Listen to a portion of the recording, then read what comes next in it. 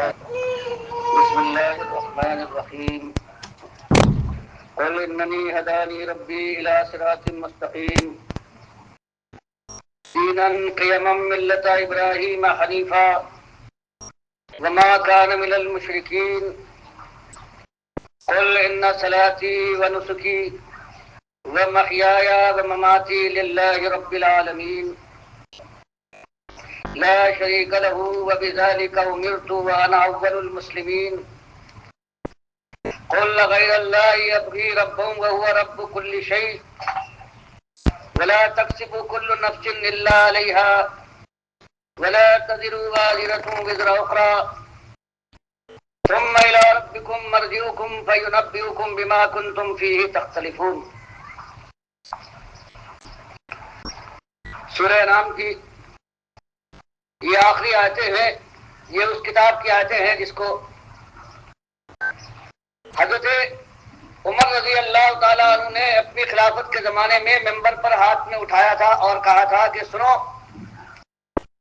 تمہارے نبی صلی اللہ علیہ وسلم نے اس کتاب کے متعلق کہا ہے کہ ان اللہ یرفع بہذا الکتاب اقواما ویضع بہ الاخرین. مسلم نے روایت کی ہے یہ روایت کہ نبی صلی اللہ علیہ وسلم نے ارشاد فرمایا کہ ان اللہ، سچی بات یہ ہے کہ اللہ تعالیٰ یرفع بہذا الکتاب، بلند و بالا کرتا ہے، کامیاب و سرفراز کرتا ہے، کامران و سرخرو کرتا ہے، تاجدار بناتا ہے، کج کلا ٹھہراتا ہے ان اقوام کو، اس قوم اور گروہ کو جو اس کتاب کو جیسے کہ یہ ہے مان لے. وَيَضَعُ بِهِ الْآخَرِينَ، اور اسی کتاب کے ذریعے سے جو اس کو ماننے سے انکار کر دے یا ماننے کا اقرار کرنے کے باوجود وہ دوغلا پن دکھائے، منافق ہو، زبان سے کہے اور چل کر نہ دکھائے، تعویلیں کرے، اس کے خلاف نظریات پیدا کرے اور اس کو پسے پش ڈال دے، فریب کار، دھوکے باز جو قوم ہو تو مالک کے نبی فرماتے ہیں صلی اللہ علیہ وسلم کہ پروردگار ایسی قوموں کو گرا دے گا، ذلیل کر دے گا، خراب و خستہ کر ڈالے گا، ان کی آبرو کے کفن کے تار تک بکھیر دے گا، ان کے وجود کو برباد کر ڈالے گا، ان کی بستیوں کو اجاڑے گا، ان کے نونہالوں کو تحقیق کروائے گا اور ان کی ساری شوکت کو، ساری محبت کو پانی پانی کر ڈالے گا. یہ کتاب کہتی ہے کہ آپ نے جب سے صحیح دین توحید پیش کیا ہے، آپ نے ان کے باباؤں کو، ان کے ٹھاکروں کو، ان کے حضرات کے خلاف آواز اٹھائی ہے کہ یہ اللہ کی مخلوق ہے، نا چیز ان کے پاس کیا ہے، اس کے پیدا کیے پیدا ہوئے، اس کے جلائے جیے، اس کے مارے مر گئے، اس کے اٹھائے اٹھیں گے. جب آپ یہ صحیح صاف بات کھول کر ان کے سامنے بیان کرتے ہیں تو یہ جی بجبی ہوتے ہیں، منہ بناتے ہیں، ان کے ہاتھ تن جاتے ہیں، ان کے چہرے بگڑ جاتے ہیں منحوسوں کے، اور چاہتے ہیں کہ اپنے روب و داب سے، اپنے قوت کے ضام میں، اپنے طاقت کے غرور کے اندر چاہتے ہیں کہ آپ بھی ان کی ہاں میں ہاں ملانے لگے، ان سے کچھ لین دین کریں، کچھ مداحمت کرنے پر اتر آئے. فرمایا صاف جواب دیجیے، کھل کر ٹھوک کر بیان کیجیے کہ تم گمراہو. کل حکم ہوتا ہے مالک کا، اننی، کہیے ان سے، اننی بات یہ ہے کہ میں ہدانی ربی، مجھے میرے رب نے راہ دکھائی ہے، میں توحید کو پا گیا ہوں، میں اللہ کا بندہ بن گیا ہوں. تم ظالموں، ایک کے بجائے تمہارے کتنے مالک ہیں، کتنے پروردگار ہیں، کتنے تمہارے داتا اور دستگیر ہیں، تمہارے کتنے مشکل کشا بندہ پرور ہیں، کتنے غوثوں کے تم بندے ہو. مجھے مالک نے راہ دکھائی ہے، بھٹکو، گمراہو. تم میرے سامنے آنکھ ملاتے ہو، مجھ سے کہتے ہو کہ یہ بات نہ کرو. ان سے کہیے کہ میرے مالک نے مجھے راہ دکھائی، میرے رب نے جو مجھ نے مجھے پیدا کیا ہے، مجھے کھلاتا ہے، اور تمہارا بھی رب ہے ظالموں. کدھر راہ دکھائی؟ الی صراط مستقیم، سیدھا راستہ دکھایا ہے. صراط، سیدھا راستہ، مستقیم جس میں کہیں کہر نہیں ہے. یہ راستہ وہ ہے اللہ کی رضا کا راستہ، بندگی کا راستہ، خوف خدا کا راستہ، جنت کی بادشاہی کا راستہ، تقوی کا راستہ اللہ نے مجھے دکھایا ہے. اس لیے جو بات میں کہہ رہا ہوں ہاں کہ پکارے بالکل حق ہے. ذرہ برابر اس میں ایک ذرا سی کمی تم لانا چاہو، مجھے مجبور کرو تو میں اپنا سر کٹوا دوں گا، لیکن کمی نہیں لا سکتا. یہ میرا مالک کا حکم ہے. اور یہ دین صراط مستقیم جس پر میں قائم ہوں، دینم قیمم ملت ابراہیم، یہ بالکل سیدھا ایسا دین ہے، کوئی ٹہ نہیں ہے، یہ ایسا دین، ایسا راستہ، ایسا مسلک، ایسا مذہب ہے، اور یہ ملت ابراہیم حنیفہ، یہ اسی ابراہیم کا میرے دادا کا دین ہے۔ کہیے نبی صلی اللہ علیہ وسلم کا فرمایا جا رہا ہے، کہیے یہ وہی دین ہے، اس کے متعلق تم مشرک ہو، تم کہتے ہو کہ یہ ہمارے دادا تھے، ہم ان کی اولاد ہیں، ان کو مانتے ہیں۔ فرمایا تم جھوٹے ہو، تم نے ان کے دین کے اندر پابندیاں نکال کر تم بھٹک گئے ہو، اور میں اعلان کرتا ہوں کہ میں صحیح معنوں میں اپنے دادا ملت ابراہیم کی ملت کے اوپر، ابراہیم علیہ السلام کی ملت حنیفہ، وہ جو یکسو تھے، یہ ایسا دین ہے جس میں کسی باطل خدا کی کوئی ملاوٹ نہیں ہے، یہ بالکل پاک و صاف دین ہے، ایک رب کا ماننے والا، ایک الہ کا ماننے والا، یہ ایسا دین ہے۔ اور تم کس منہ سے کہتے ہو جھوٹو کہ تم صحیح راستے پر، تمہارا دین بالکل غلط، تمہارا دین ملاوٹ کا دین ہے،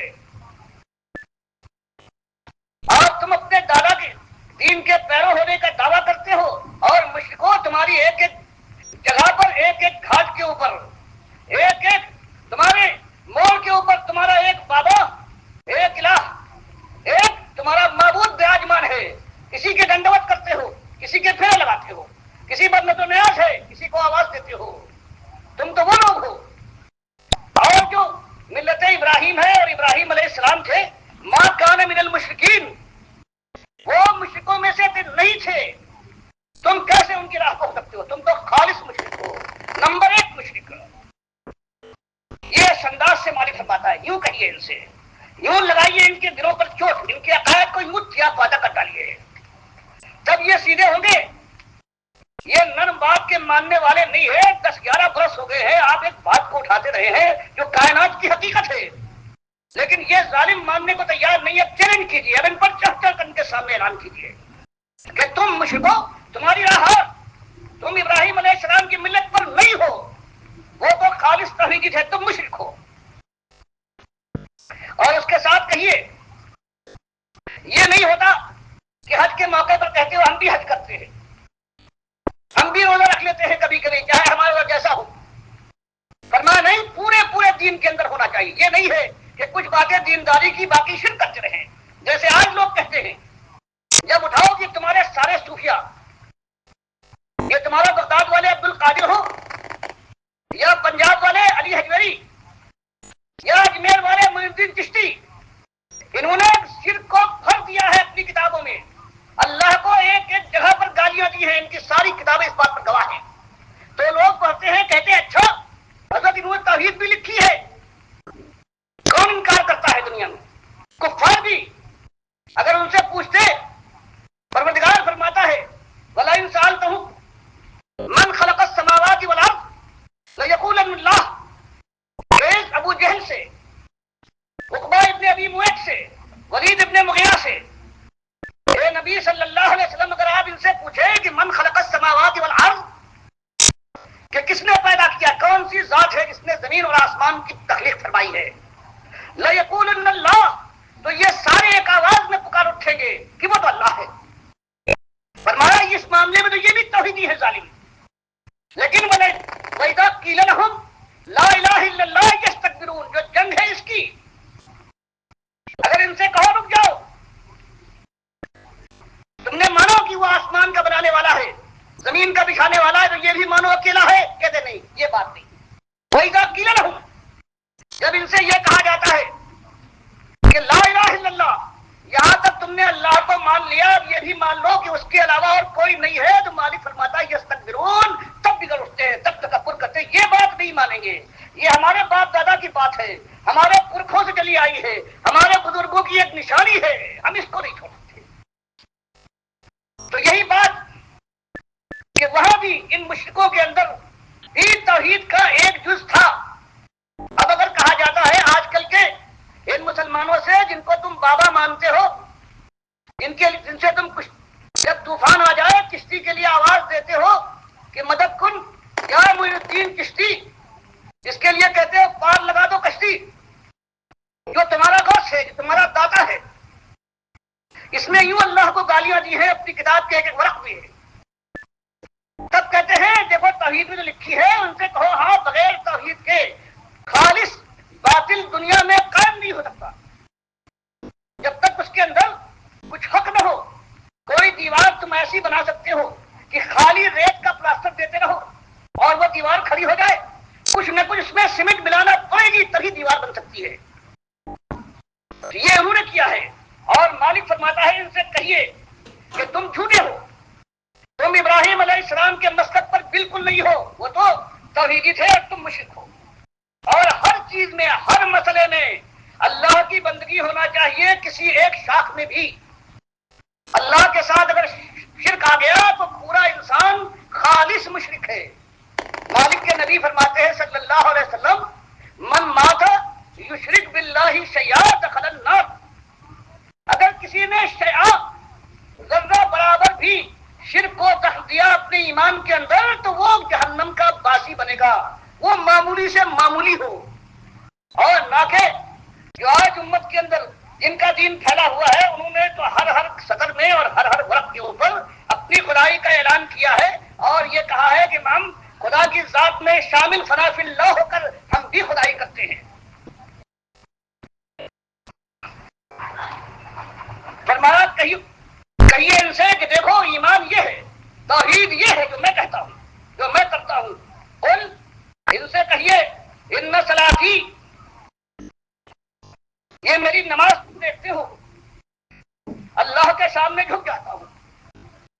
کبھی رکوع ہے, کبھی سجود ہے, کبھی قیام ہے, کبھی میری آنکھیں بہ رہی ہیں, کبھی میرا دل لرز رہا ہے, کبھی میرے رونگٹے کھڑے ہو رہے ہیں. یہ کس کے لیے ہے؟ یہ خالص ایک مالک کے لیے. اس کا بندہ ہوں, وہ میرا معبود, اس کے سامنے جھکتا ہوں. نمازیں, سجدے اور رکوع, دعائیں, استغفار اس کی بارگاہ میں ہے. تمہارے کسی بابا کو میں برے کاہ کے برابر نہیں سمجھتا. دنیا کی کسی چیز کو میں خاطر میں نہیں لاتا. بندگی صرف ایک مالک کی ہے. ان صلاتی خالص اللہ کے لیے ہے. ونسکی ساری میری عبادات ہوں, ساری قربانیاں نماز کے علاوہ تو ہے. وہ محیایا اور میری زندگی میں جب سے میں سنبھالتا ہوں اور مرتے وقت تک. وہ مماتی اور موت کا جو عین وقت ہے اس وقت بھی میرا مرنا بھی للہ خالص ایک پروردگار کے لیے ہے, ایک اللہ کے لیے ہے جو رب العالمین ساری کائنات کا پالنے والا ہے. تم ناشکرو, احسان فراموش ہو. اس کے احسان کا بدلہ یوں دیتے ہو کہ وہ احسان کرتا ہے اور منسوخ کرتے ہو کہ داتا نے دیا, غوث نے عطا فرمایا, چشتی نے یہ احسان فرمایا ہے. فرمایا کہیے کہ میری ہر چیز جو مجھے ملا ہے مالک کا عطیہ ہے, اس کا احسان ہے. اور میں اسی بات کو ثابت کرتا ہوں. نماز ہو, قربانی ہو, زندگی کی ایک ایک حرکت ہو, موت کا عین وقت ہو, یہ سب کچھ میں نے اپنے مالک کے لیے وقف کر دیا ہے جو ساری کائنات کا پالنہار ہے. اب آپ دیکھیں اس نماز کو اللہ نے فرمایا کہ نماز اللہ کے لیے وقف ہے. نبی صلی اللہ علیہ وسلم کی نماز کا کیا حال ہے؟ تیاریاں کرنے کے لیے انسان اٹھتا ہے, اس کی نگاہ میں رات کو سو کر اٹھا ہے یا رات کے وقت اٹھا ہے تہجد کے لیے یا کسی اور وقت, تو مسلمان کا رویہ جو اس کے نبی محمد صلی اللہ علیہ وسلم نے بتایا ہے, غور فرمائیے, اٹھتا ہے. جب سونے لگا تھا موت کے وقت, جو دنیا کی تھوڑی دیر کے لیے موت ہے, تو اس نے ایک ہی بات کہی تھی, اللہم بسمک اموت واحیا, کہ میرے مالک تیرا نام لے کر اموت میں سونے جا رہا ہوں. وقتی موت ہے جہاں مجھے امید پھر اٹھوں گا, اور جب اٹھوں گا تیرا نام لے کر اٹھوں گا. فرمایا نماز سے انسان سو گیا ہے, اٹھا ہے, اور اس وقت الحمدللہ الذی احیانا بعد ما اماتنا والیہ النشور. آپ کھلے, فرمایا گیا یاد مالک کے لیے تمہارا سونا اور جاگنا, زندگی اور موت سب ہے. اٹھتا ہے, فرمایا گیا اٹھنے کے بعد یہی کہو اس پاک ذات کی حمد و ثنا جس نے ہمیں مرے پیچھے پھر زندہ کیا. یہ وقتی موت چند گھنٹوں کی رات کو ہم سو ہو گئے ہیں پھر اس نے اٹھایا ہے اور ایک اصلی موت آنے والی ہے. اس کے بعد الہ النشور، اس کے پاس پھر ہم کو سب کو سمجھ کر جانا ہے. فرمایا نماز کا بھی ابتدا ہے اور اس کے بعد ارشاد فرمایا اٹھنے کے بعد حاجت سے فارغ ہونے کے لیے اگر قدم اٹھاؤ گے اور داخل ہونے لگو گے بیت الخلاء میں تو اس کے بعد بھی اللہ کو یاد کرو. اللہم انی اعوذ بک من الخبث والخبائث. بسم اللہ کہنے کے بعد پھر یہ کہو پروردگار میں خبث اور خبائث سے پناہ مانگتا ہوں. اور جب باہر نکلو تو اس کے بعد غفرانک کہو. یہ کہو کہ مالک اتنے دیر ایسی جگہ گندی جگہ پر رہا ہوں، خیالات بگڑے ہوں، تیری یاد سے غافل رہا ہوں تو پروردگار معاف فرمانا. اور پھر فرمایا کہ ہاتھ دھونا شروع کرو، اگر وضو کرنا شروع کرو تو اس کے بعد پھر اللہ کے نام لو. بسم اللہ الرحمن الرحیم. اور وضو کرنے کے بعد اس کے بعد اور چیزیں آئی ہیں کہ یہ ہاتھ دھو تو یہ دعا پڑھو، منہ دھو تو یہ دعا پڑھو. خالی جھوٹی باتیں. ایک دعا یہ ہے جو صحیح روایت سے آئی ہے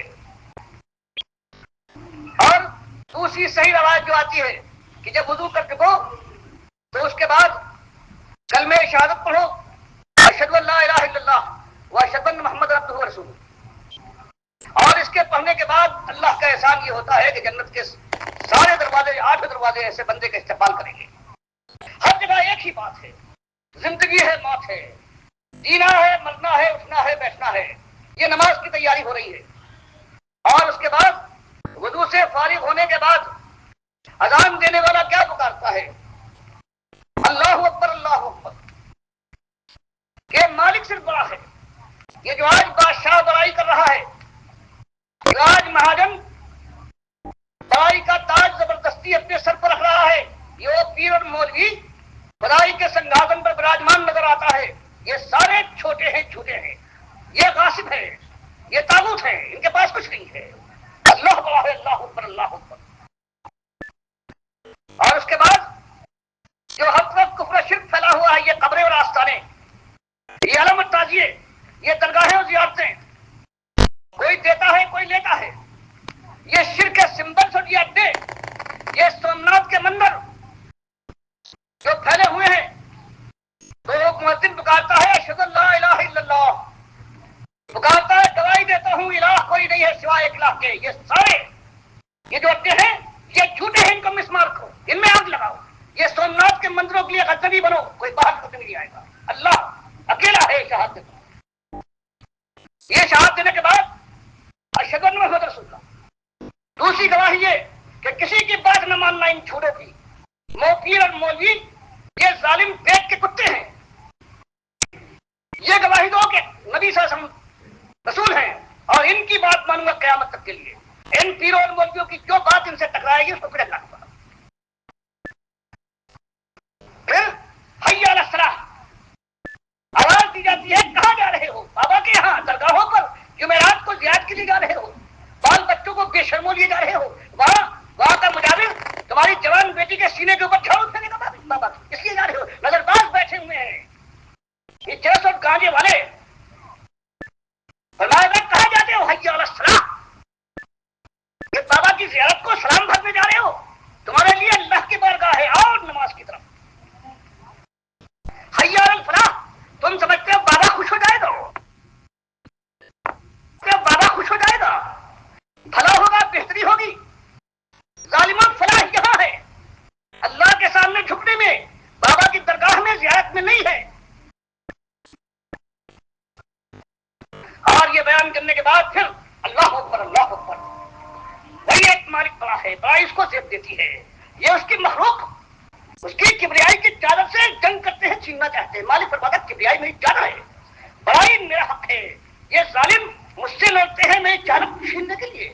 یہ بڑائی دکھاتے ہیں کہ ہماری بات ہے، ہمارا کہا ہے، ہمارا چلن چلن ہے، فتوے دیتے ہیں اللہ کے خلاف. اللہ اکبر اللہ اکبر. اللہ ہی بڑا ہے، یہ سارے چھوٹے ہیں. اور پھر لا الہ الا اللہ. مشرکوں، بابا اور کعبہ کو پجاریوں، اللہ کی خدائی میں کوئی شامل نہیں ہے، ایک الہ ہے۔ 5 وقت مسجد سے مؤذن دنیا میں آواز دیتا ہے، اور مسلمان مشرکوں کو بھی آواز دی جاتی ہے، غیر مسلم مشرکوں کو بھی آواز دی جاتی ہے، سنو کیا ہو رہا ہے۔ اور پھر ان کی وہ دم ہے کہ 12 سال بھی اگر سیدھی کر کے رکھو پھر بھی ٹیڑھی ہو جائے گی، پھر بھی نہیں سنتے، نہیں مانتے۔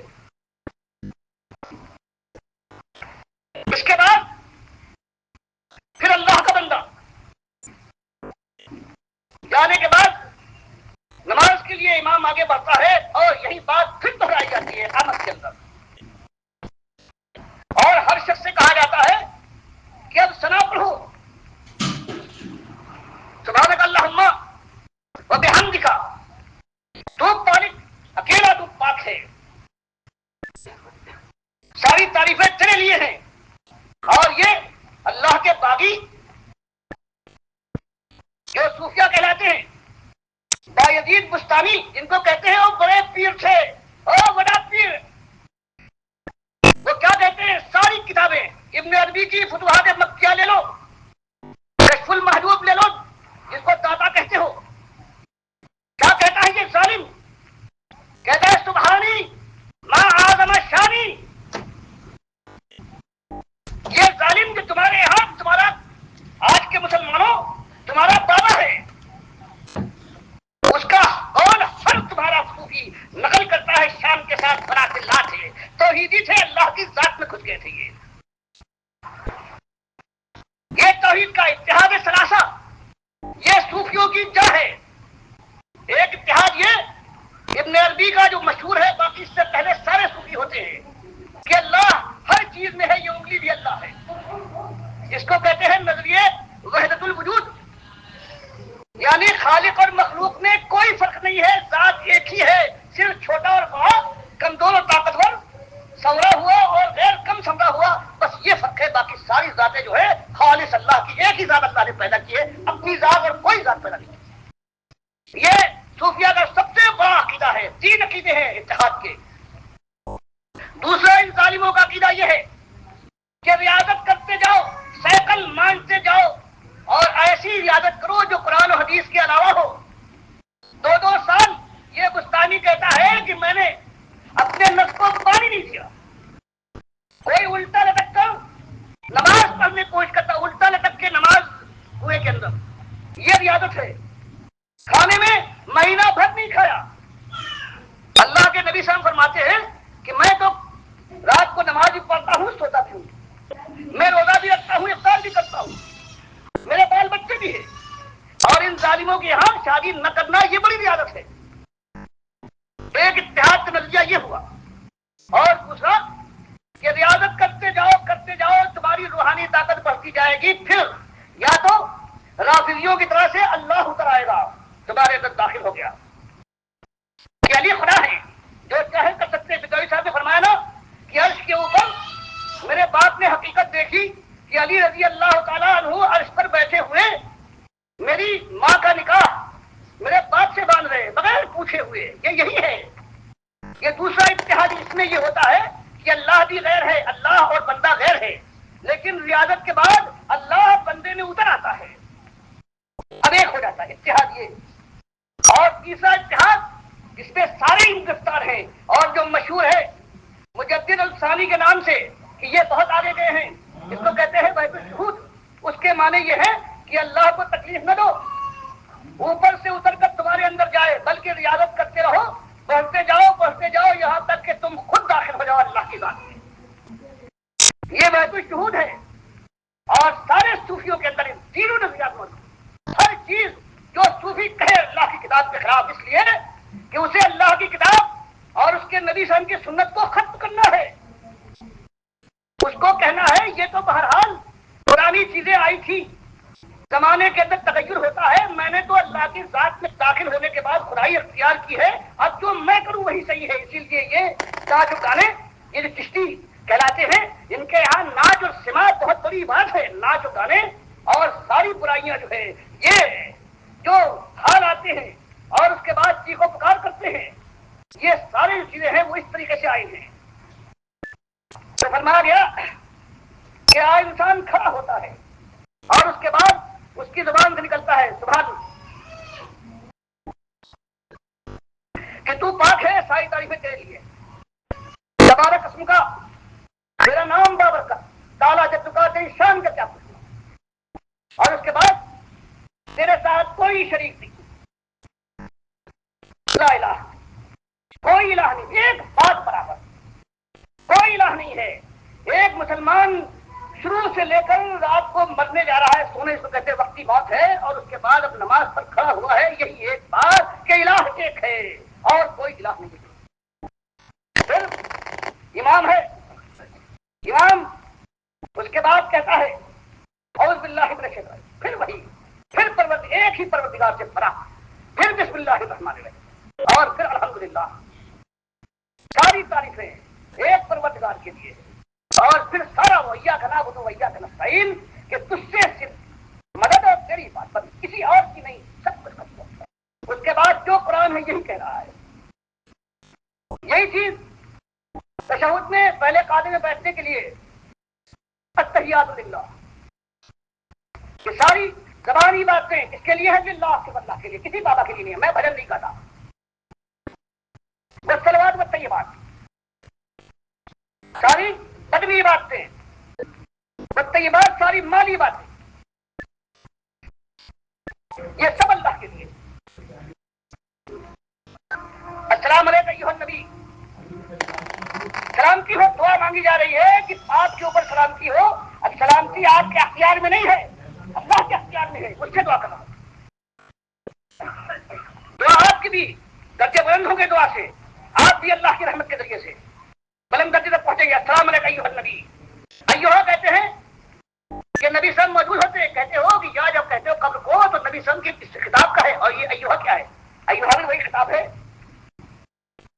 جب یا کے بعد کوئی الف لام میم، الف لام کا کوئی وضع باللام چیز ہوتی ہے تو اس کو یا کبھی ہٹا دیتے ہیں یا رکھتے بھی ہیں، یا ایھا الکافرون کبھی کہتے ہیں کہ ایھا الکافرون، تو ایھا جو ہے یا ہے، تو سب کہتے ہیں کہ اے نبی صلی اللہ علیہ وسلم، دعا ہے، ورنہ نبی صلی اللہ علیہ وسلم صحابہ سمجھتے تھے کہ مکے والے مدینے میں نبی صلی اللہ علیہ وسلم، اور وہ کیا صحابہ کہتے ہیں السلام علیکم ایھا النبی، سمجھتے تھے سامنے بیٹھے ہوئے۔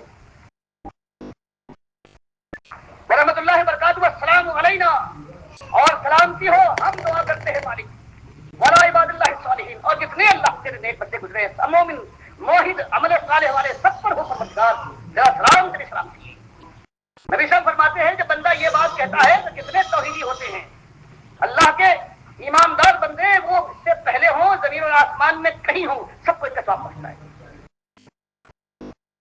اور اس کے بعد آخری قاعدے میں درود پڑھتے، اللہم صلی اللہ، اے مالک پروردگار رحمت فرما نبی صلی اللہ علیہ وسلم کو، ان کی آل پر، جیسے تو نے حضرت ابراہیم اور ان کی اولاد اور ان کے آل پر جو ماننے والے فرمائے، خالی ہر جگہ دعا ہے، بتایا جا رہا ہے کہ دیکھو ساری کائنات کے اندر ہمارے نبی سب سے بڑے، سب سے بلند والا، عزت والے بندے ہیں، لیکن وہ بھی اللہ کی رحمت کے مطابق ہم ان کے لیے برابر دعا کرتے ہیں۔